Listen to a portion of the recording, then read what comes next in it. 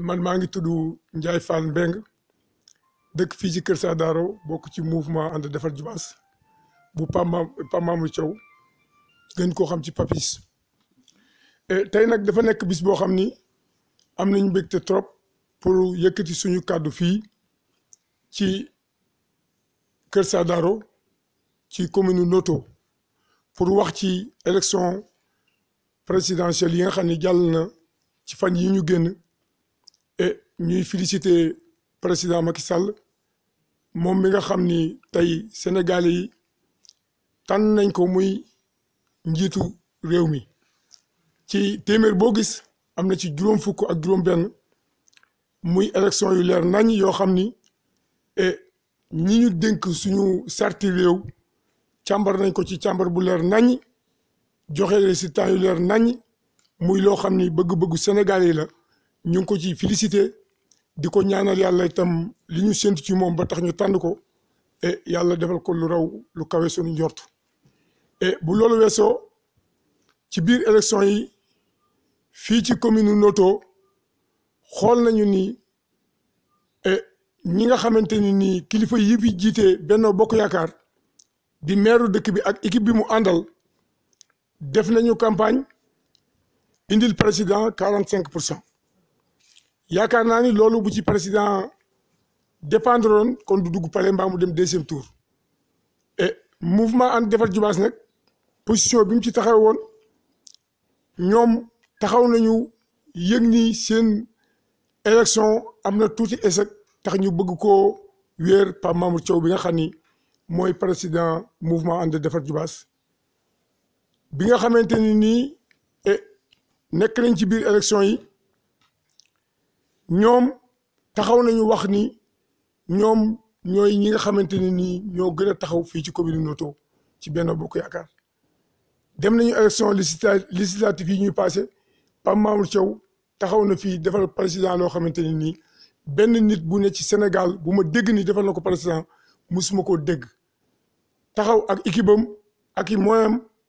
dem ci élection yi 18 jours yoo xamante ni nii bàyyi na léppam. ñu ànd liggéeyal président fii ci commune Noto ba mu am 69% waaye ñi nga xamante ni ñooy jëwriñ yi nekk ci commune bi ak département bi ba ñu taxawee di gërëm day gërëmuñ ko ñoom dañ ko xarab wax ni defalul président dara benn ci maire dëkk bii di Noto moom moo jëkki loolu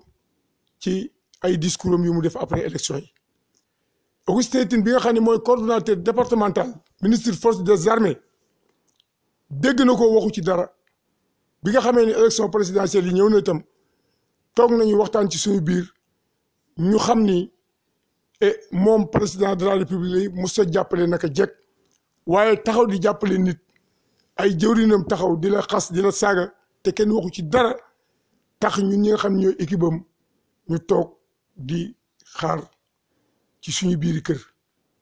joxe na nag ay moyens yu bari. pour nit ñi wooteel président Macky Sall mais génn ñu def campagne parce que mayuñu fu ñu génne def campagne xatal ñu ci biir Benno Bokk Yaakaar dàq ñu ci biir kër Macky Sall mënuñu fa dugg et ñu toog neutre yaakaar naa seen résultat bi mu génnee 46% lañu indil président te loolu yaakaar naa taxul président jóg ñi nga xam ne wooteeluñu président defu leen lu tax wooteeluñ ko. mais jëwriñ yi ñu yor ci commune bii ñooñu la ñu jéppi ba tax ñu sanctionné président bii fi ne te yaakaar naa Macky Sall ni mu taxawoo Sénégal ak li mu def ci Sénégal ak ni mu yéene Sénégal yo méritewul Noto mu fi woote di fi am 45% loolu métti nañu trop et ba tax na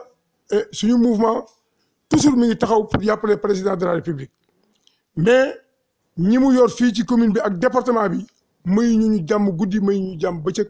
fu ñu mën a liggéeyalee président nag moom mooy xool commune baa ngi nii dëkk baa ngi nii yaakaar naa équipe bi mu fi amoon ci présidentielle yi gis na li ñu ko indil et ñun nag ñu ngi toog fas yéene topp ci ginnaawam fas yéene ko liggéeyal waaye nag duñu ko liggéeyal ci kaw ñu ñuy saaga ak di ñu bundu xataal guddi ak bëccëg te amuñu fenn fu ñu ko jooyee. waaw wat sanction bi ñuy jiiñ sawar naa trop ci tontu ci. parce que ci biir élection présidentielle yi Mamadou Thiaw maire Tassette et toog nañu benn bis ñoom ñu wooma ni ma Pape Mamour Thiaw dafa joxe consigne de vote sanction ma ne ko loolu amul te képp koo xamante ne nii wax na ko na ñëw taxaw ni man maa ko wax ma yóbbul ci yoon parce que Pape Mamour Thiaw ñu nag moom guddeeg bëccëg ñooy nekk suba ak ngoon ñooy nekk te ñun li ñuy wax ak moom mooy jàppale leen président mais bu leen génn di taseeg waa Benno Bokk Yaakaar ci kaw mbedd mi loolu mooy li am mais ñoom ñu wax dañoo joxe consigne de vote sanction loolu amul tey amul ëllëg te ñun amuñu lu ñuy ragal amuñu lu ñuy nëbbu Pape Mamour Thiaw am na fulla ak fayda bu toll ni tey bu àndul woon ak président dinañu ko wax ñun ñi équipe am ñu taxaw mu wax ñu candidat bi mu àndal ñu campagnal ko mais président de la république la àndal tey moom la àndal ëllëg mais nii mu taxawee rek la mën a taxawee parce que kilifa yi nekk ci dëkk bi mayuñu ko jàmm tey mayuñu ko jàmm ëllëg. ok donc dinaa sawar di répondre ci question bi nga xam ne si posé nga ko muy suñu ambition au niveau des élections locales may fàttaliwaat rek ni bi ñu génnee ci élection législative yi am na point de presse boo xam ne defoon nañ ko fi fii ci salle bi fii biñ ko defee tamit li ñu waxoon dafa leer suñu leader Pape Mamour yàgg na di dimbali Jobaas yi te li ko ñor du dëkk bu ndaw wala dëkk bu mag li ko gën a ñor mooy Jobaas jëm kanam ci anam yëpp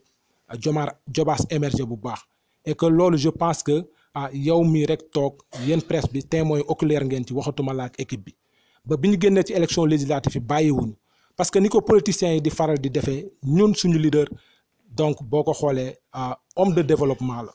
donc boo ko xoolee homme d'affaires la donc li ko ñor mooy Jobaas gi nga xam ne si fi la soxi ko mu ñëw participer ci développement Jobaas parce que ñi ñu amoon yaakaar jox leen commune bi dimbali na leen ci biir dimbali leen ci biti dimbali leen démb dimbali leen tey mais bi mu demee ba xool ni ñooñu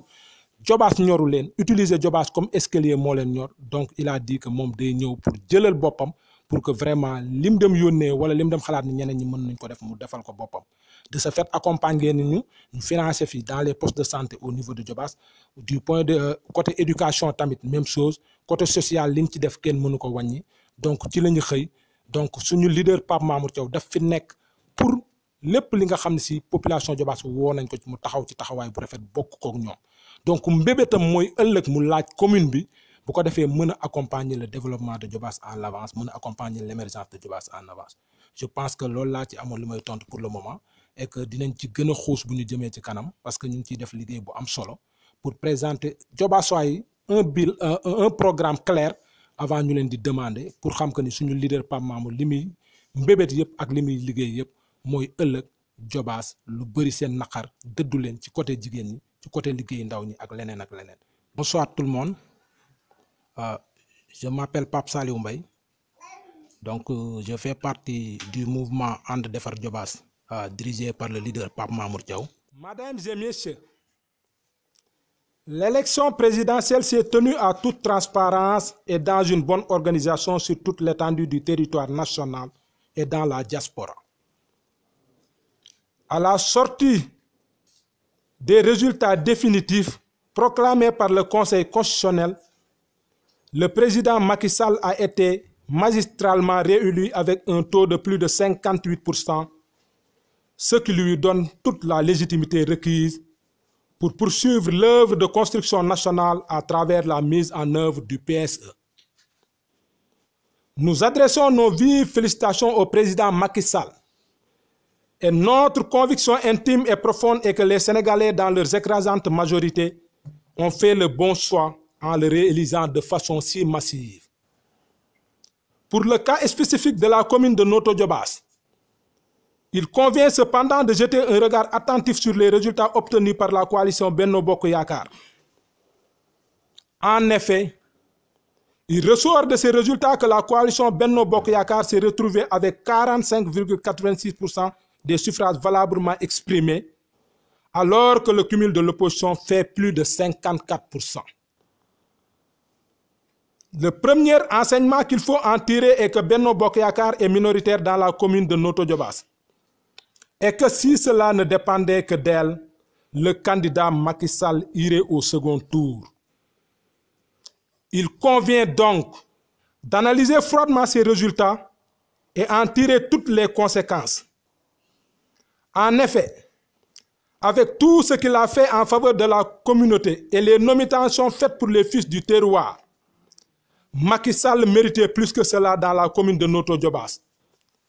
Les populations ont sanctionné l'actuel maire et son équipe. Mais hélas, au lieu de profil bas, d'assumer leurs responsabilités, faire leur mea culpa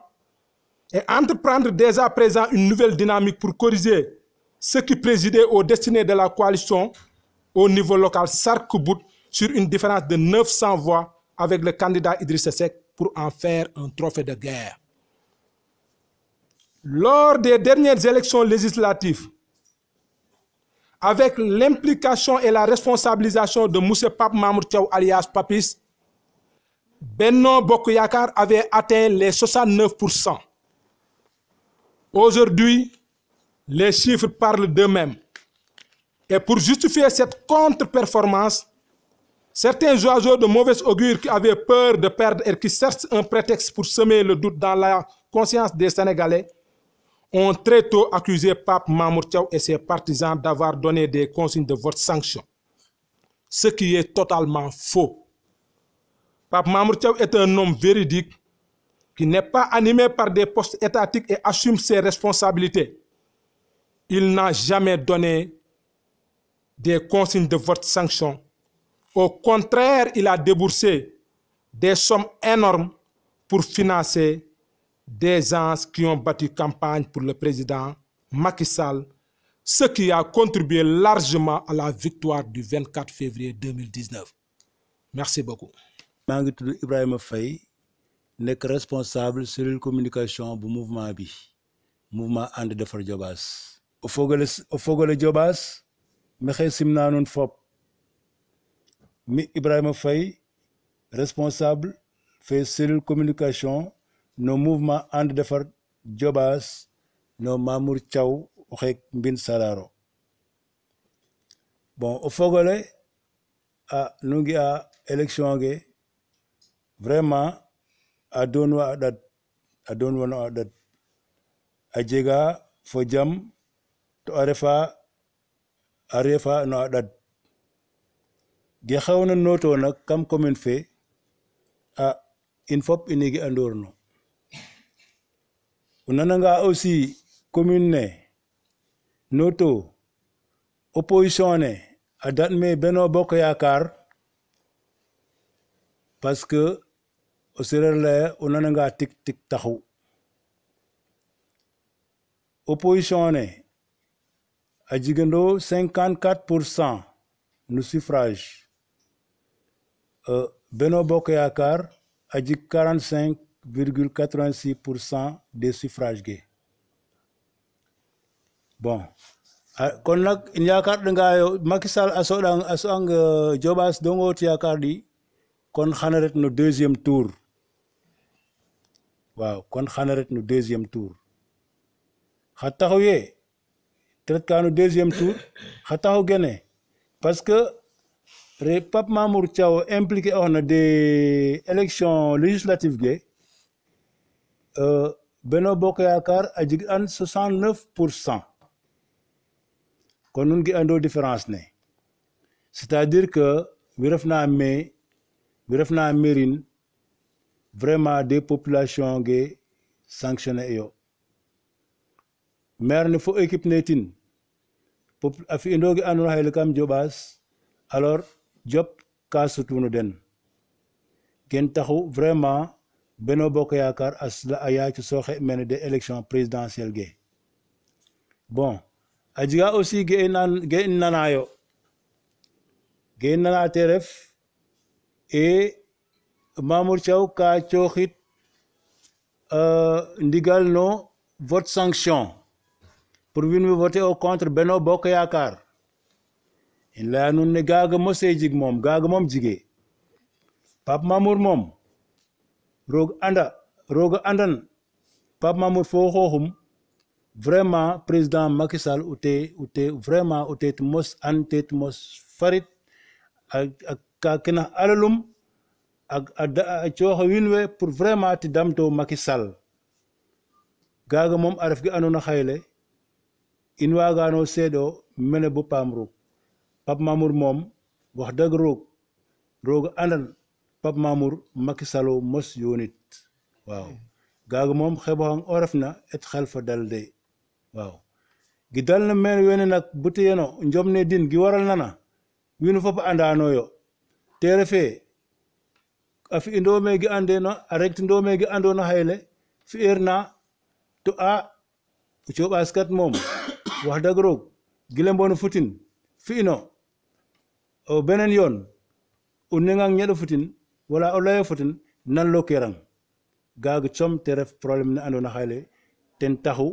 alors élection gene vraiment Benno Bokk Yaakaar a moƴu neew jige majorité kam commune ne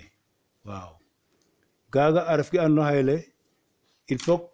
wiin we lembelo tin bo a waag no ando a nan no carrément ando gi andona xayle ki taxna Macky Sall